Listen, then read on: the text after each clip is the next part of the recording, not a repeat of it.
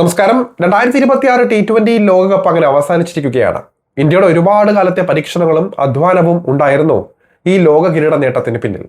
ഒരു വശത്ത് വിജയത്തിന്റെ ആഘോഷങ്ങൾ തകൃതിയായി തുടരുമ്പോഴും മറുവശത്ത് അടുത്ത ഘട്ട പ്രവർത്തനങ്ങളിലേക്ക് ടീം കടന്നു കഴിഞ്ഞു. കിരീടം നേടി എങ്കിലും ചില പിഴവുകൾ പഠിക്കാനും അത് പരിഹരിക്കാനുമുള്ള നീക്കങ്ങളും ടീം ആരംഭിച്ചിട്ടുണ്ട്.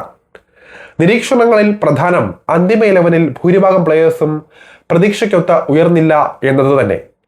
2026 T20 ലോകകപ്പിലെ മൊത്തം മത്സരങ്ങളുടെ ചിത്രമെടുത്താൽ 5-ൽ താഴെ താരങ്ങൾ മാത്രമാണ് മികച്ച പ്രകടനം കാഴ്ചവെച്ചത്.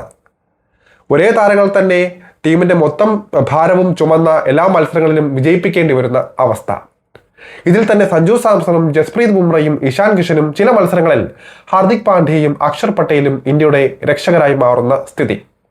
ഇവരിൽ ഒരാൾക്ക് എന്തെങ്കിലും കാരണവശാൽ കളിക്കാതിരിക്കാൻ പറ്റിയിരുന്നുവെങ്കിൽ ഒരുപക്ഷെ ഈ ലോക കിരീടം തന്നെ കിട്ടണമെന്നില്ല ഇന്ത്യക്ക്. അത്രയും സംഭാവനകളാണ് ഇവർ നൽകിയിട്ടുള്ളത്. T20 ലോക 1-ാം നമ്പർ ബാറ്ററായ അഭിഷേക് ശർമ്മ ആദ്യ മത്സരങ്ങളിൽ നിറമങ്ങിയെങ്കിലും ഫൈനലിലെ ഗംഭീര അർദ്ധ സെഞ്ചുറി പ്രകടനത്തോടെ ആശ്വാസം കണ്ടെത്തിയിട്ടുണ്ട്. ഇനി IPL ടീമിനായി ടീം സ്പ്ലിറ്റ് ആവാൻ പോവുകയാണ്. ഇഷ്ടതാരങ്ങൾ വെവ്വേറെ ക്യാമ്പുകളിലേക്ക് ചേക്കേറും. ഇതിനിടയിലാകും ഇന്ത്യൻ സീനിയർ ടീമിൽ ഈ ലോകകപ്പ് പ്രകടനവും വരുന്ന IPL പ്രകടനങ്ങളും വിലയിരുത്തി അനിവാര്യമായ മാറ്റങ്ങൾ കൊണ്ടുവരിക. ഇതിന്റെ ആദ്യ പടിയെന്നോണം നായകൻ സൂര്യകുമാർ യാദവിന്റെ ക്യാപ്റ്റൻസി തെറിക്കാൻ സാധ്യത ഏറിയിട്ടുണ്ട്. ഇന്ത്യ കപ്പ് ഉയർത്തിയെങ്കിലും ക്യാപ്റ്റൻ എന്ന നിലയിലോ പ്ലെയർ എന്ന നിലയിലോ സൂര്യകുമാർ യാദവിന് പ്രതീക്ഷിച്ച പ്രകടനം നടത്താനായിട്ടില്ല ഈ ലോകകപ്പിൽ. ഇതിന്റെ വിമർശനങ്ങളും പരിഹാസങ്ങളും ഒരു വശത്ത് ഉയർന്നു കഴിഞ്ഞു.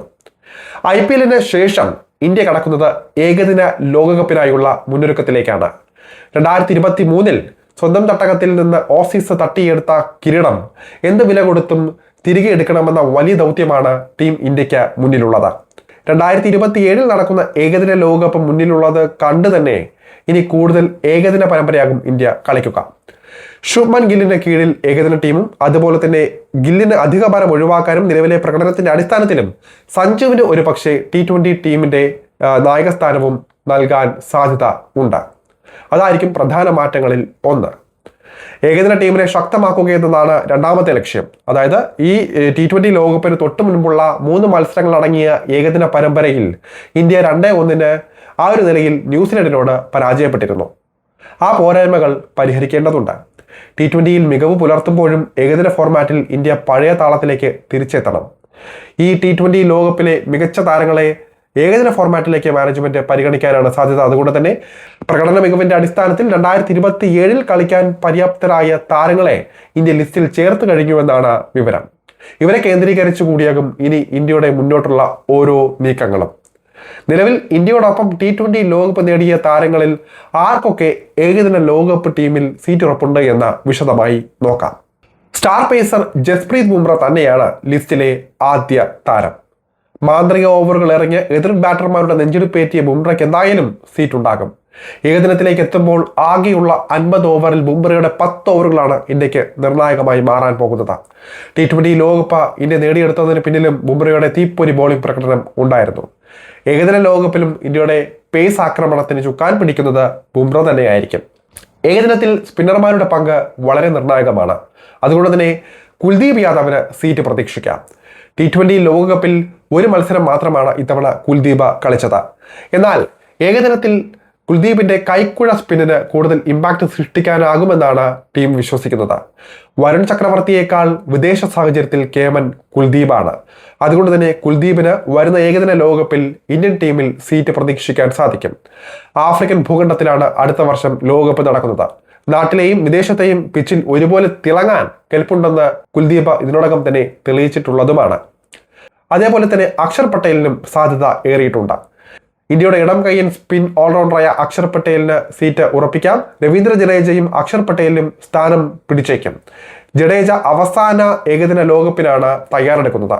T20 ലോകകപ്പിലെ അക്ഷർ പട്ടേലിന്റെ മാച്ച് വിന്നിംഗ് പ്രകടനം ഏകദിന ലോകകപ്പിലും താരത്തിന് ടീമിൽ ഇടം പിടിക്കാൻ സാധ്യത കൂട്ടുന്നുണ്ട്. പേസ് നിരയിൽ മുഹമ്മദ് സിറാജും ഉണ്ടാകും. ജസ്പ്രീത് ബുംറ, ഹർഷിത് റാണ, മുഹമ്മദ് സിറാജ് എന്നീ പേസ് കൂട്ടുകെട്ടാകും ഏകദിനത്തിൽ ഇന്ത്യക്കായി ഇറങ്ങാൻ സാധ്യത. സിറാജ് T20 ലോകകപ്പിൽ ഹർഷിത് റാണയുടെ പകരക്കാരനായാണ് ടീമിൽ ഇടം പിടിച്ചത്. ഒരു മത്സരമാണ് കളിച്ചത്. ഏകദിനത്തിൽ സിറാജിന് നിർണായക റോളാണ് ഇന്ത്യൻ ടീമിലുള്ളത് എന്ന് വേണമെങ്കിൽ പറയാം. ഹാർദിക് പാണ്ഡ്യയ്ക്കും ഇന്ത്യയുടെ ഏകദിന ലോകകപ്പ് ടീമിൽ സീറ്റ് ഉറപ്പിക്കാം. പേസ് ഓൾറൗണ്ടറായ ഹാർദിക് പാണ്ഡ്യയ്ക്ക് ഫിറ്റ്നസ് പ്രശ്നങ്ങളില്ലാത്ത പക്ഷം ഏകദിന ടീമിലും സീറ്റ് പ്രതീക്ഷിക്കാം. നിലവിൽ ഹാർദിക്കിന് പകരം വയ്ക്കാവുന്ന ഓൾറൗണ്ടർ രവീന്ദ്ര ജഡേജ മാത്രമാണ് ഉള്ളത് എന്ന് വേണമെങ്കിൽ പറയാം. എ കാറ്റഗറിയിലുള്ള രവീന്ദ്ര ജഡേജയെ മാറ്റി നിർത്താൻ സാധ്യതയില്ല. അതുകൊണ്ട് തന്നെ ഇരുവർക്കും ടീമിൽ സ്ഥാനം ഉറപ്പാണ് എന്ന് വേണമെങ്കിൽ പറയാം. ഇനി ഏറ്റവും കൂടുതൽ ക്രിക്കറ്റ് പ്രേമികൾ ചോദിക്കുന്ന ചോദ്യമാണ് സഞ്ജു സാംസൺ ഏകദിന ടീമിൽ സജീവമാകുമോ എന്നും 2027 ലോകകപ്പിൽ സഞ്ജു കളിക്കുമോ എന്നും. സത്യം പറയാൽ സഞ്ജുവിന് ഇന്ത്യയുടെ ഏകദിന ടീമിൽ ഒരു സാധ്യതയും ഇല്ലായിരുന്നു ഏതാനും ദിവസങ്ങൾക്ക് മുൻപ് വരെ. എന്നാൽ അവസാന 3 മത്സരങ്ങൾ വഴിത്തിരിവായി. വെറും ഒരു T20 പ്ലെയറുടെ മാത്രം സമീപനമല്ല സഞ്ജുവിൽ നിന്ന് ഉണ്ടായത്. ഇതിൽ തന്നെ സൂപ്പർ 8-ലെ അവസാന മത്സരത്തിൽ വിൻഡീസിനെതിരെയുള്ള സഞ്ജുവിന്റെ ഇന്നിംഗ്സ് ടീം മാനേജ്മെന്റിനെ ഞെട്ടിപ്പിക്കും വിധമായിരുന്നു. ഒരറ്റത്ത് വിക്കറ്റുകൾ വീണുകൊണ്ടിരുന്നപ്പോഴും ശ്രദ്ധയോടെ പക്വതയോടെ റൺ റേറ്റ് താഴാതെ ടീമിനെ വിജയത്തിലേക്ക് എത്തിക്കാൻ സഞ്ജുവിന് സാധിച്ചിരുന്നു. സെമിയിലും ഫൈനലിലും ടോപ്പ് ഓർഡറിനെ കൂട്ടത്തകർച്ചയിൽ നിന്ന് തള്ളിവിടാതെ സ്വന്തം ചുമലിൽ ഭാരം വഹിച്ച് ലക്ഷ്യത്തിലേക്ക് ഭദ്രമായി സഞ്ജു എത്തിക്കുകയും ചെയ്തു. ഏകദിന ഫോർമാറ്റിന് ഇണങ്ങും വിധമുള്ള പ്രകടനം, പവർ പ്ലേ പരമാവധി മുതലാക്കിയും അപകട സമയത്ത് ഇടവേള എടുത്തും അനിവാര്യ സമയത്ത് ആക്രമിച്ചു കളിക്കാനും സഞ്ജുവിന് നന്നേ സാധിക്കുന്നുണ്ട് ഇപ്പോൾ. എന്നിരുന്നാലും സഞ്ജുവിന്റെ തുടർന്നുള്ള പ്രകടനങ്ങളും വിലയിരുത്തിയാകും ഏകദിന ടീമിലേക്ക് വിളി എത്തുക. ഏകദിന ടീമിലെ താരങ്ങളുടെ ആധിക്യമാണ് സഞ്ജുവിനിവിടെ തിരിച്ചടിയാകുന്നത്. T20 ലോകകപ്പിൽ കളിക്കാത്ത ഒരുപാട് താരങ്ങൾ ഏകദിന മത്സരങ്ങൾക്കായി കാത്തിരിക്കുകയാണ്. മുതിർന്ന താരങ്ങളായ രോഹിത് ശർമ്മയ്ക്കും വിരാട് കോഹ്ലിക്കും ഇത് അവസാന ലോകകപ്പാണ്. കിരീടമുയർത്തി വിരമിക്കൽ പ്രഖ്യാപിക്കാൻ കാക്കുന്ന ഇരുവരും അന്തിമ 11-ലെ ആദ്യ 2 റോളുകളും ഉറപ്പിച്ചു കഴിഞ്ഞു.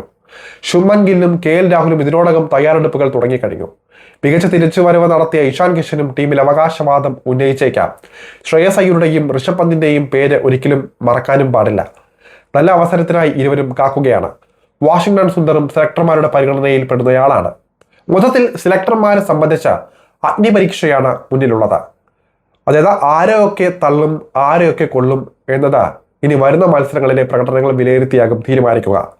T20 ലോക കിരീട നേട്ടത്തിന്റെ ആഘോഷം അന്തരീക്ഷത്തിൽ ഉള്ളതുകൊണ്ട് തന്നെ സഞ്ജുവിന്റെ പേര് പരക്കെ ഉയർന്നു കേൾക്കുന്നുണ്ട്.